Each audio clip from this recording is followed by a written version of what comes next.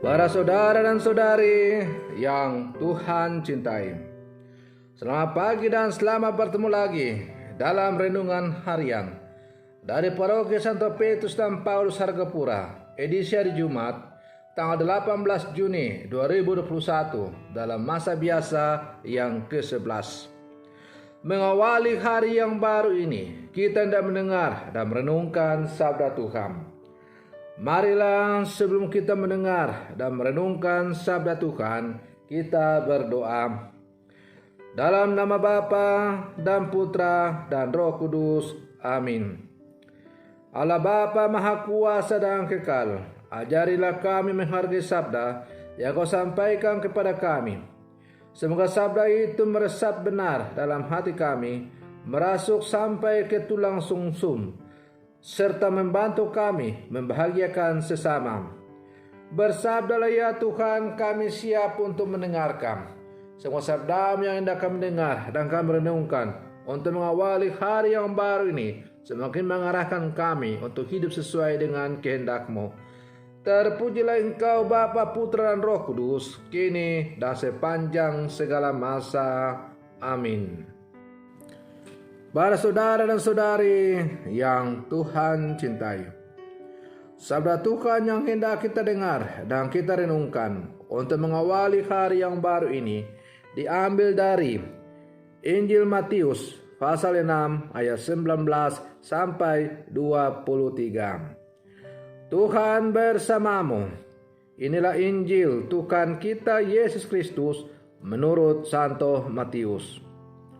Dalam khotbah di bukit, berkatalah Yesus, "Janganlah kamu mengumpulkan harta di bumi. Di bumi ngengat dan karat merusakannya, dan pencuri membongkar serta mencurinya.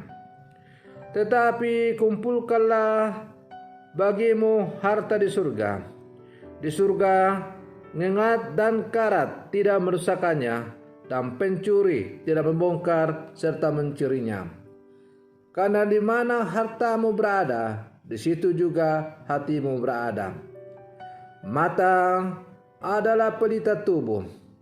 Jika matamu baik, teranglah seluruh tubuhmu. Jika matamu jahat, gelaplah seluruh tubuhmu. Jadi, jika terang yang ada padamu gelap, betapa gelapnya kegelapan itu." Demikianlah sabda Tuhan. Para saudara dan saudari yang Tuhan cintai, sabda Tuhan yang hari ini kita dengar dan kita renungkan bersama masih merupakan bagian atau rangkaian dari khotbah Yesus di atas bukit yang mulai kita baca dan renungkan sejak hari Senin lalu.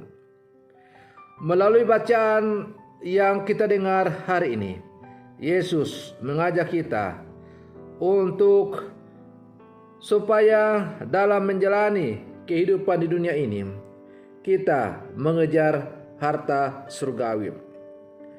Yesus mengharapkan atau menginginkan kita sebagai murid-muridnya yang hidup di zaman sekarang, supaya dalam menjalani kehidupan kita sebagai orang-orang beriman, kita lebih mengutamakan untuk mencari harta surgawi. Janganlah kamu mengumpulkan harta di bumi. Di bumi ngengat dan karat merusakannya, dan pencuri membongkar serta mencurinya. Hal yang kita perlukan adalah mata yang terang dan hanya mengabdi kepada Allah, supaya hati kita berada di surga. Mata yang terang memampukan kita untuk membedakan antara jalan Kristus dengan jalan setan. Jika terang yang ada padamu gelap, betapa gelapnya kegelapan itu. Artinya, apabila mata kita itu tidak melihat dengan baik, maka tentu kita akan mengalami kegelapan. Bayangkanlah kalau kita berjalan pada malam hari, kita tidak menggunakan alat penerang, ada kemungkinan kita akan jatuh. Maka demikianlah bila mana mata hati kita buta, maka kita tidak akan mampu melihat terang Tuhan yang selalu berjalan untuk membimbing kita. Para saudara dan saudari yang Tuhan cintai, dalam situasi tertentu, terkadang kita sangat konsumeristis, menimbun barang yang sebenarnya tidak kita perlukan, mungkin hanya karena gengsi. Hal ini bukanlah sikap yang baik. Dengan mata batin yang terang, kita seharusnya sadar bahwa masih banyak orang yang berkekurangan. Kita harus berani berbagi, bukan demi pujian, tetapi demi kerajaan Allah. Ini merupakan persiapan yang baik untuk memperoleh kerajaan surga. Para saudara dan saudari yang Tuhan cintai, Rasul Paulus dalam suratnya yang kedua kepada umat di Korintus, pasal 11 ayat 18 sampai 21 mengajarkan kepada kita bukan mengenai kekayaan, pangkat, prestasi yang dibanggakan, karena semua hal itu fana dan bisa musnah. Ia meminta kita untuk melaksanakan keutamaan Kristiani, mewartakan Injil, solidaritas dengan kaum miskin, melayani orang sakit, dan berkanjang dalam doa. Itu yang harus kita banggakan, karena perbuatan baik akan dicatat dalam buku kehidupan. Itulah kumpulan harta yang tidak bisa habis.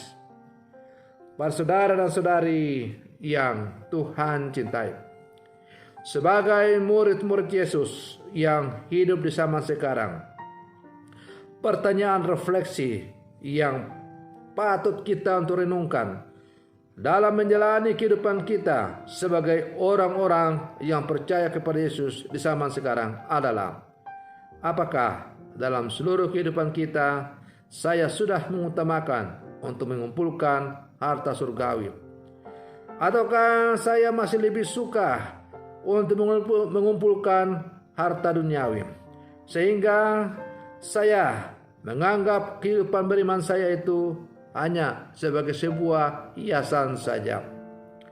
Para saudara dan saudari yang Tuhan cintai, itu tidak berarti bahwa kita lalu tidak boleh berjuang untuk memperjuangkan supaya hidup kita dari hari ke hari tidak menjadi lebih baik. Itu tidak berarti bahwa kita tidak boleh bekerja, tidak usah bekerja.